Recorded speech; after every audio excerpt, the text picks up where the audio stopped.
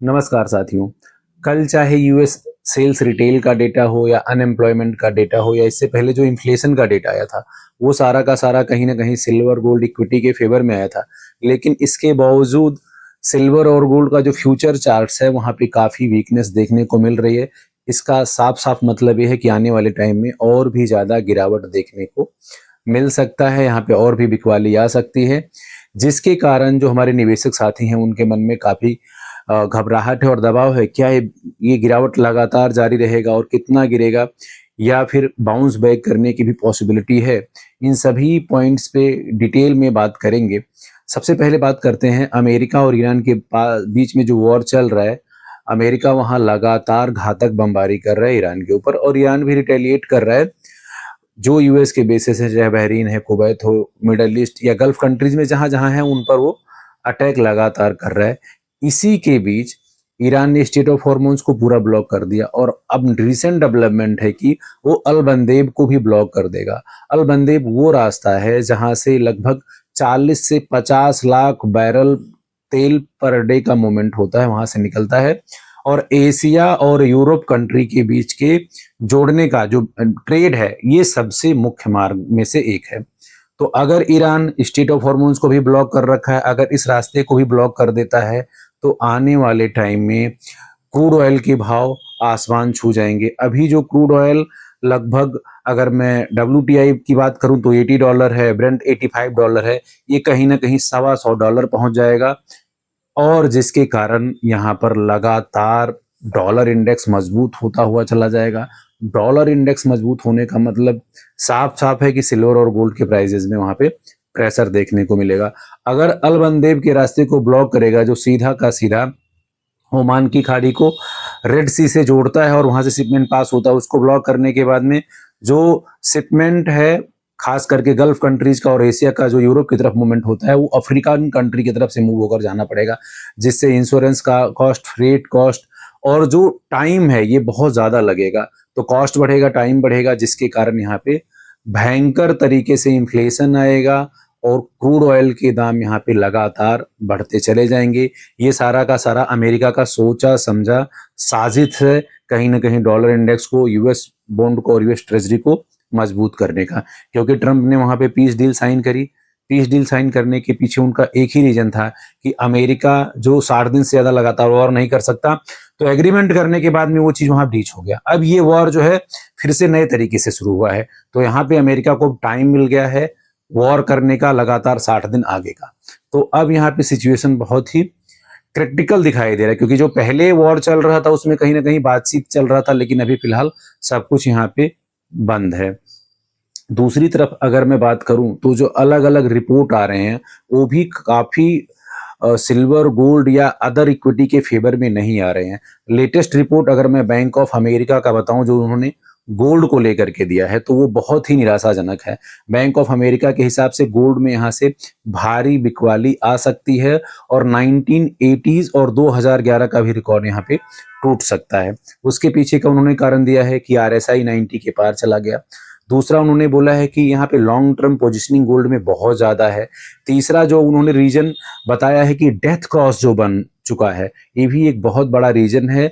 और जो गोल्ड अभी 4000 के आसपास, 4000 का जो मेजर सपोर्ट है, अगर उसको ब्रेक करेगा तो 3700, और इन्होंने सबसे लोवेस्ट जो बताया है वो 3450 या उसके नीचे तक भी जा सकता है।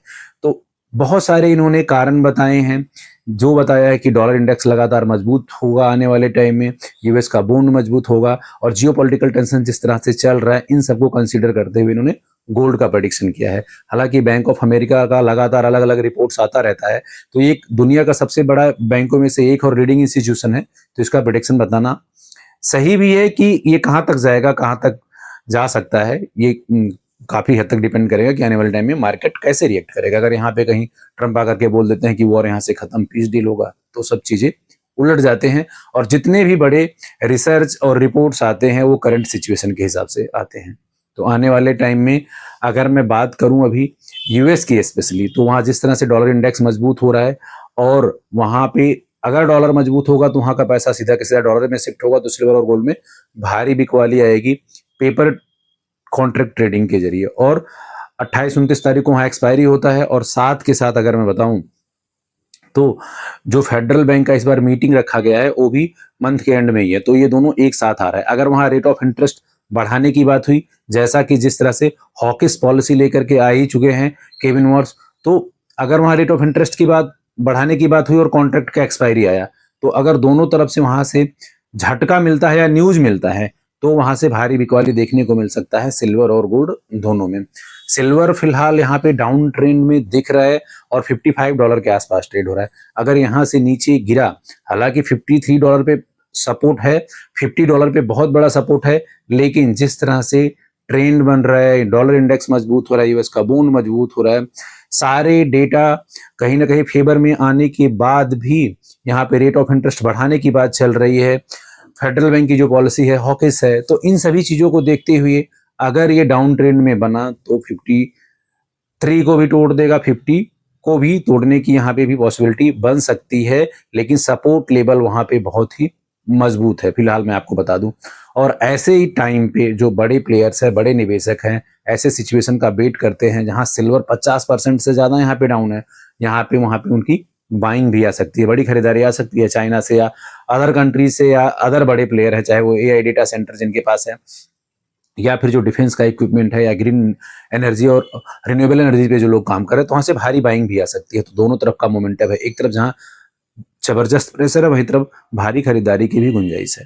तो फिलहाल जो डेटा भी है, रिसर्च है, इसके आधार पे कहीं ना कहीं आप लगातार न्यूज को मॉनिटर करते रहिए, क्या मूवमेंट बनता है ग्लोबली उसको आप देखते रहिए। गोल्ड और सिल्वर पे फिलहाल अभी प्रेशर है। अगर मैं बात करूं इक्विटी की, तो अगर क्रूड ऑयल लगातार बढ़ता चला जाएगा तो कॉर्पोरेट का मार्जिन स्पेशली इंडिया में कम होगा, क्योंकि स्टेट ऑफ हॉर्मोन्स और जितने सारे शिपमेंट आते हैं वहां से लगातार कॉस्ट बढ़ती चली जा रही है, तो कहीं ना कहीं महंगाई बढ़ेगा, कॉर्पोरेट्स के मार्जिन कम होंगे और लोगों के पास कहीं ना कहीं अनएम्प्लॉयमेंट का खतरा बढ़ेगा, तो इससे इकोनॉमी में प्रेशर है। हालांकि निफ्टी अभी 24,000 के मजबूत सपोर्ट लेवल को पकड़ करके रखा हुआ है, लेकिन अगर वहां से टूटता है तो 23,008 का मेजर सपोर्ट है, और उसको भी अगर ब्रेक करता है तो निफ्टी में भी भारी बिकवाली और वहां पे पैनिक सेलिंग देखने को मिल सकती है। साथ के साथ अगर मैं रेजिस्टेंस की बात करूं तो 24,400 निफ्टी है, 24,550 है। अगर इन सभी रेजिस्टेंस को ब्रेक करेगा तो तेजी भी वहां पे बन सकती है। ओवरऑल अभी फिलहाल शॉर्ट टर्म में मार्केट में जबरदस्त तरीके का प्रेशर है, पैनिक सेलिंग ना करें, लॉन्ग टर्म का प्रोस्पेक्ट रखें, क्योंकि न्यूज बदलते रहते हैं और जैसे ही न्यूज में कोई पॉजिटिव निकल करके आएगा, बाजार यहां से आगे निकल जाएगा। अभी के वीडियो में इतना ही, मिलते हैं नेक्स्ट सेशन में। Thank you.